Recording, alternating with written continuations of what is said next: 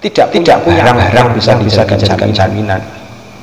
Jadi kadang-kadang tidak punya barang bisa dijadikan jaminan. Akhirnya bagaimana? Akhirnya kemudian yang dijadikan pinjam, yang dijadikan jaminan bukan barang, tetapi yang dijadikan jaminan adalah kepercayaan diri sendiri atau siap menanggung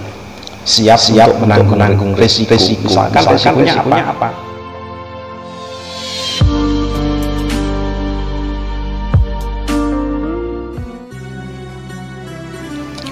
Assalamualaikum warahmatullahi wabarakatuh. Bismillah, alhamdulillah, wassalatu wassalamu ala sayyidina rasulillah maulana Muhammad ibn Abdillah wa ala alihi wa sahbihi wa mawalah, amma ba'du. Para sahabat, dimana saja Anda berada, kembali kita nongkrong di tongkrongan Gubuk Faedah untuk melanjutkan kajian tentang masalah bab doman dan kafalah. Para sahabat, suatu ketika seseorang meminjami orang lain, ada seseorang meminjami orang lain. Meminjami orang lain itu memang hukumnya adalah sunnah. Jadi meminjami saudaranya yang tidak memiliki sesuatu, dipinjami dengan uang atau dipinjami dengan apa yang dia butuhkan, meminjaminya itu sebenarnya hukumnya sunnah. Tetapi namanya orang pinjam itu punya kewajiban, yaitu segera mengembalikan apa yang dipinjam. Nah, masalahnya kemudian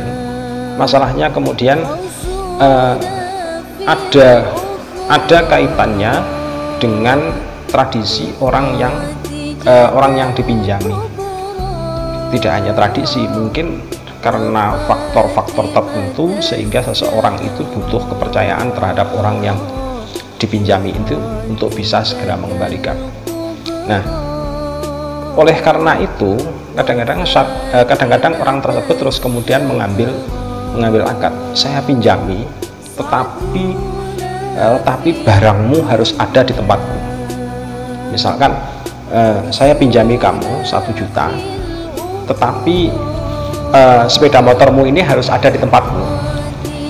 Sepeda motormu ini harus ada di tempatmu. Nanti kalau kamu sudah mengembalikan barang pinjaman tersebut, maka barang ini bisa kamu bawa pulang lagi.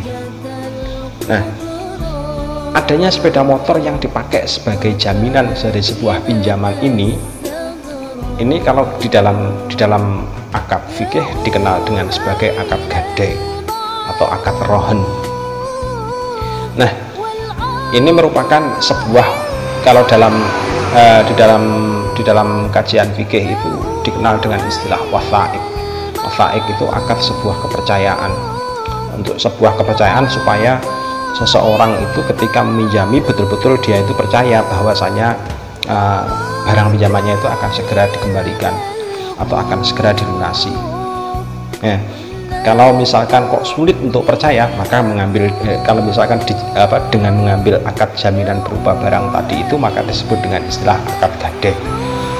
Nah, karena kadang-kadang seseorang itu yang pinjam juga kadang-kadang tidak punya barang yang bisa dijadikan jaminan.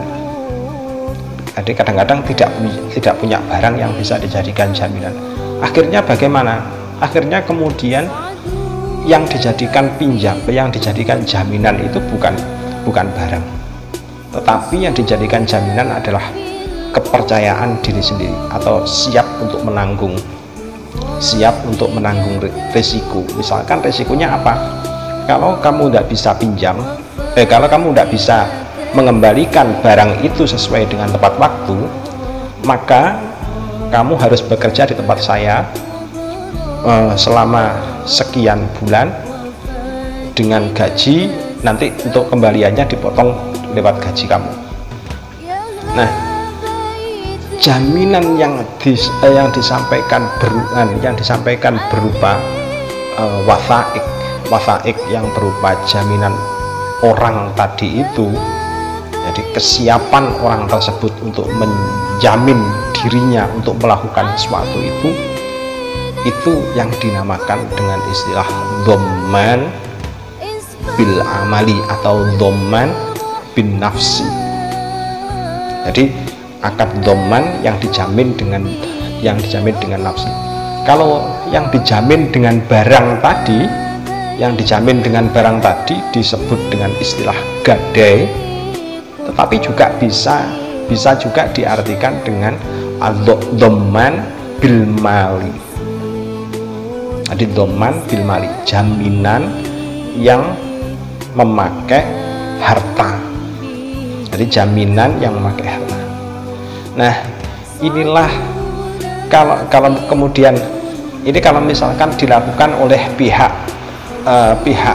langsung, orang yang minjami dengan orang yang dipinjami, antara hanya berhubungan dengan dua orang saja. Nah, sekarang ada juga istilahnya jaminan tetapi memakai pihak ketiga, yang menjamin pihak ketiga. Jadi yang menjamin pihak ketiga, misalkan seseorang bilang begini, udah pinjami dia uang sebanyak 1 juta, kalau misalkan dia tidak bisa mengembalikan tepat waktu, maka saya yang akan menanggungnya. Nah, jaminan yang disampaikan oleh pihak ketiga tadi itu juga dikenal dengan istilah domanul ain atau domanul abdan. Jadi bisa masuk kedua-duanya, domanul ain dan domanul abdan, yang merupakan bagian dari unsur kafalah, jadi unsur penjaminan. Nah, jadi adanya pihak ketiga. Jadi inilah liku-liku yang terdapat di dalam syariat. Jadi dalam syariat itu doman itu ada 3 ya. Doman itu ada 3. Yang pertama itu ada domanul dain, yang kedua domanul nafsi, yang ketiga domanul ain. Kalau domanul dain, misalkan ada seseorang yang menjamin bahwasannya pinjami dia uang, nanti dia akan kalau misalkan dia tidak bisa mengembalikan tepat waktu, maka saya yang akan menutupnya, termasuk domanul dain atau domanul ain juga bisa, masuk domanul ain juga bisa. Kalau yang kedua disebut dengan istilah domanul nafsi, yaitu jaminan jiwa. Kalau jaminan jiwa misalkan kalau kamu nggak bisa mengembalikan tepat waktu, maka kamu harus kerja di tempatku selama sekian bulan, saya gaji, nanti pelunasan utangmu dipotong lewat gaji kamu. Ini disebut dengan istilah domanun nafsi. Domanun nafsi kalau dalam Al-Kasani, dalam pendapatnya dari kalangan Hanafiyah, ini juga masuk doman laisa bi ainin wala nafsin wala dainin, disebut sebagai begitu. Tapi isinya adalah fi'lin, jadi perbuatan. Jadi seorang tersebut kalau misalkan kok terjadi penundaan betulan, maka dia harus kerja di tempatnya orang yang meminjami. Terus kemudian ada domanul ain. Kalau domanul ain itu wahwa iltizamud domin biradil ain al-matmumah li sahibiha madamat baqiyah, yaitu tanggungan seseorang untuk mengembalikan fisik barang kepada orang